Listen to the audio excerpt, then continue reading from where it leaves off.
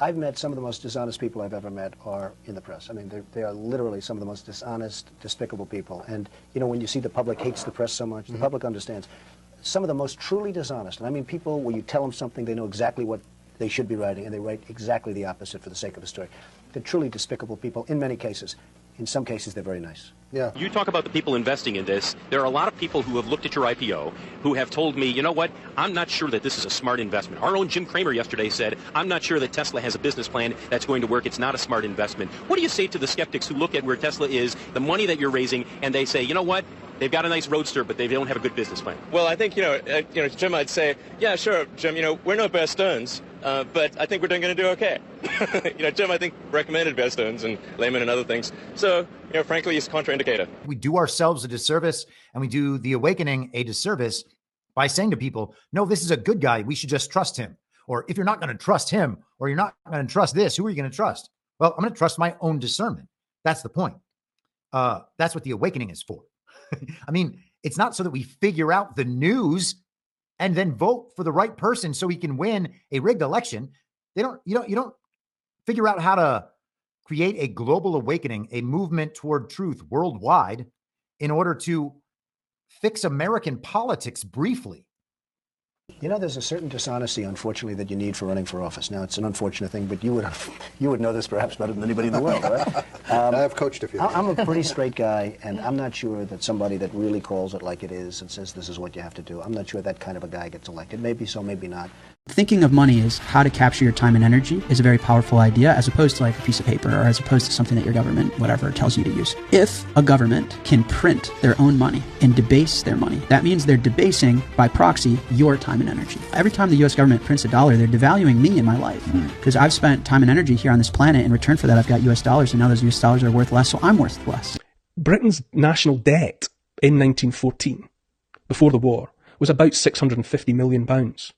By 1918, it was 7.5 billion, because the bankers had regained control. Imagine if the banks had been disempowered because they didn't have the power of debt, they didn't have the power of usury, interest, whatever you want to call it. Could crypto be a Bradbury pound? Well, I seek to host conversations about Bitcoin and crypto from time to time. I'll make no bones about it. I'm not really sure that I properly. I'm an expert in a position to say whether I think it's the freedom of humanity or not. I hear very strong voices on either side. People say it's a Ponzi scheme and a con and don't go near it. Other people say, no, this is the foundation upon which we will rebuild society. And somewhere between those two polar extremes must lie the truth. I think there are elements about it. Distributed ledger, blockchain. I think somewhere within there are profound solutions, because I have asked and had a vague yes whether or not you could use the blockchain protocol to have, say, a news channel that couldn't be shut down because it's peer-to-peer. The currency exchange with Bitcoin is peer-to-peer, person-to-person, without the intercedence of a bank. And hypothetically, they say yes, you could distribute information, you could transact. Bitcoin essentially is a transaction of information, so therefore you could exchange news. You could, in that way, and the people couldn't, the baddies couldn't get at it, hypothetically. So the cryptocurrency or Bitcoin and blockchain interests me for that reason. No central bank digital currency. I'm so happy about that, because that's a means of surveillance of the American people.